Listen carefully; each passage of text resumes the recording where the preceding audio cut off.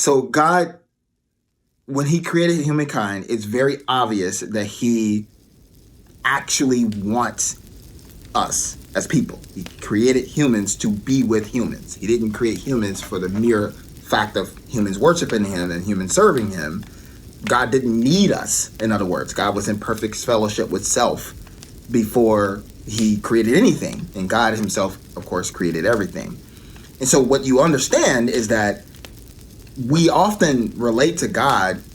Of course, he's sovereign. Of course, he's the king of all, Lord of all, and creator of all. And so we relate to him in reverence for the mere fact that he is God.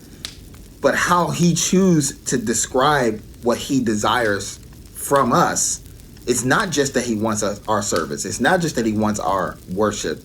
He wants us ourselves. He wants us, period. He cares about you. Romans says that Christ died for you. It doesn't say that Christ died for your worship. Not that he doesn't want our worship, but where's the emphasis, in other words? The emphasis is on people, is on human beings. He wants humans. That's why he created us, to be with us, to have a relationship with us, to commune with us, to be united with us. Like, that's what it is all about.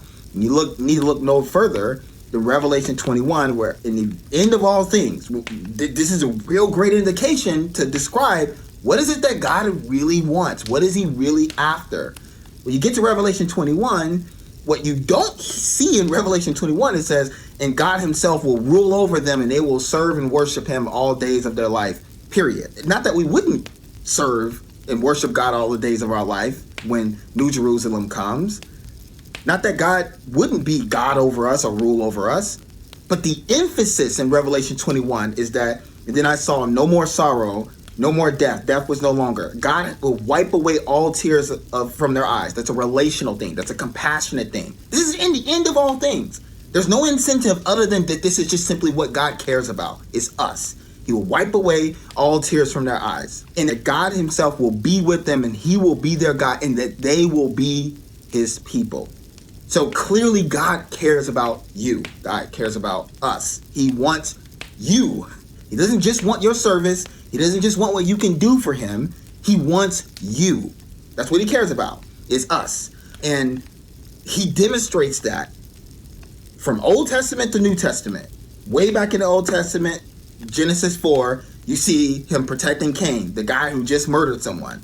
Whatever you may feel or think about that, the reality is that action reveals God's care for humanity, even in the earliest stage. And then you look throughout the Old Testament, God continues to care for humanity over and over and over again. Even when you get to the passages of like destruction and all of this other stuff, you see that God doesn't go immediately to destruction. God labors with people. He is patient with people. He gives them chances after chances after chances. You go later on in Genesis to Abraham. Lord, will you destroy the city if one righteous person can be found? And he goes down the list. God clearly bemoans destroying people because he cares about people. But what God also knows is Revelation 21, that in the end of all things, that he's going to redeem and restore all things, and he will be with them, us, people, and they will be his people, and he will be their God.